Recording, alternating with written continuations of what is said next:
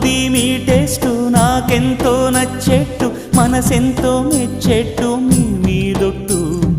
అందుకే నే దిగి వచ్చా వంచని నా తల వంచ స్నేహ భావమా